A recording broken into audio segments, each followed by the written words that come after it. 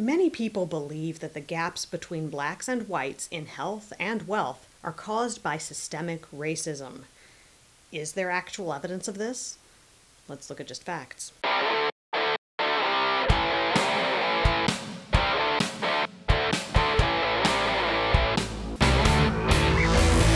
Tragically, black people live an average of 3.6 years less than white people. Media outlets like USA Today and Reuters say this is living proof of systemic racism. But their logic is at odds with the fact that Hispanics in the U.S. live an average of 3.3 years longer than whites. In other words, the presence of a gap does not prove the cause of it. The same applies to the oft-cited statistic that black women are about 3 times more likely to die from pregnancy-related complications than white women. While reporting this, media outlets routinely blame racism and fail to mention or bury the fact that Hispanics are about 9% less likely to die from pregnancy-related complications than whites. These facts undercut the assumption that these disparities are due to racism. To the contrary, a 2019 paper in the Annals of Family Medicine found that social and behavioral factors like family support, community safety, diet, and exercise are the main drivers of life expectancy in the United States, not deficiencies in healthcare access or delivery. Leftists bristle at such facts, thereby impeding the solution to the problem.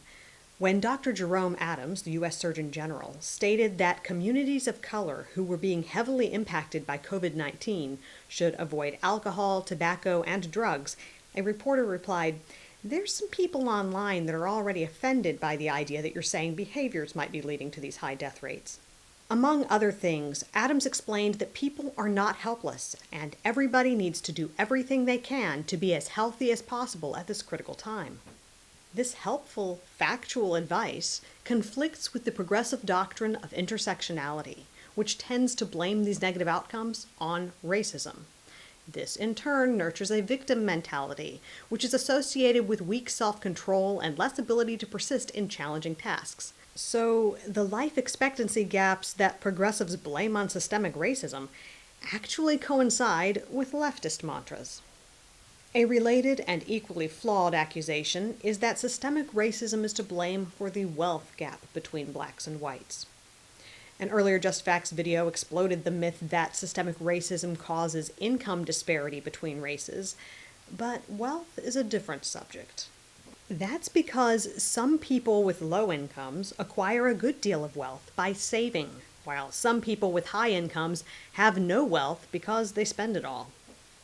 A common progressive argument is that mortgage companies discriminate against people of color by charging them higher rates. This allegedly prevents them from accumulating real estate wealth. That claim was refuted by a 2019 study of mortgage costs by Federal Reserve Board economists Neil Buddha and Oral Ismo. Their comprehensive study found that whites, blacks, Hispanics, and Asians with similar credit histories all pay virtually identical overall mortgage costs. Earlier studies found racial disparities only because they ignored upfront mortgage fees, which can add up to thousands of dollars. This is important because black and Hispanic borrowers tend to choose slightly higher interest rates in return for lower upfront costs. Hence, studies that fail to account for these fees generate misleading results about the presence of discrimination. Another progressive contention is that past discrimination in the real estate market explains current racial wealth gaps. They say these disparities stem from racist practices decades ago that prevented black people from buying homes, thus leaving them unable to pass this source of wealth on to their children. Yet inheritances account for only 11% of the median wealth gap between blacks and whites. Thus, even under the assumption that racial differences in inheritances are entirely due to discrimination, this would only explain a tiny portion of the wealth gap. Furthermore, today's black and white homeownership gap of 30 percentage points is actually greater than the 27-point gap in 1960, when it was legal to refuse to sell someone a home because of the color of their skin. In other words, the racial home ownership gap has stayed about level for more than half a century, despite tremendous progress in civil rights and great reductions in racism. All of these facts indicate that current and past discrimination are not associated with the racial wealth gap. So, what is? Low incomes and poor money management that stem from leftist outlooks and policies. In 1999, Freddie Mac, a government-sponsored enterprise that is tasked to help low and moderate income families obtain mortgages, published a study that drew the ire of Democrats because it measured the rates of bad credit among blacks and whites. As defined by the study, people with bad credit were those over the past 2 years who were more than 30 days late paying 2 bills, more than 90 days late paying 1 bill, or had a bankruptcy, lien, or judgment. The data, which was based on a scientific sample of 80,000 people, showed that upper middle income blacks had a higher rate of bad credit than lower income Asians and whites.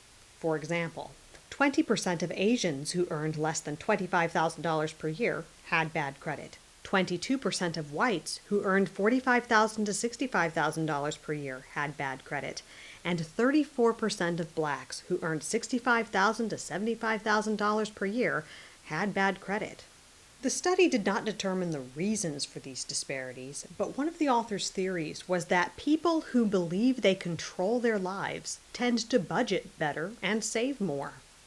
This accords with a 2015 paper in the Proceedings of the National Academy of Sciences, which studied how political beliefs affect people's self-discipline. It found that conservatives more strongly embrace the belief that they are responsible for their actions, and this mindset is intricately linked to the basic motor processes critical to effective self-control.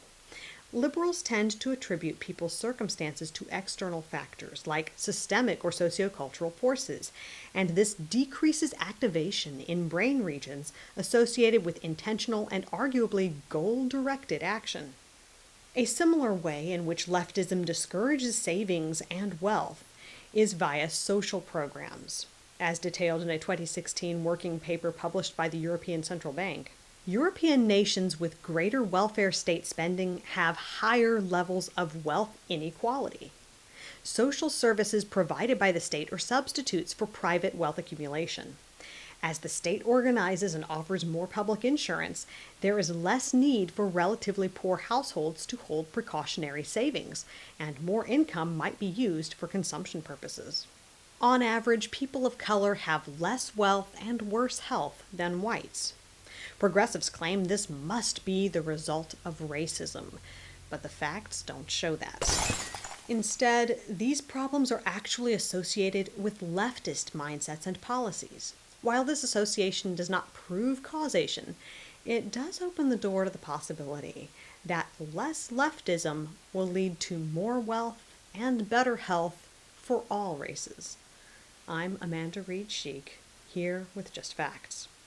For thorough documentation of every fact in this video and more facts about this issue, read the article Social Ills That Plague African Americans Coincide with Leftism, Not Racism at justfactsdaily.com.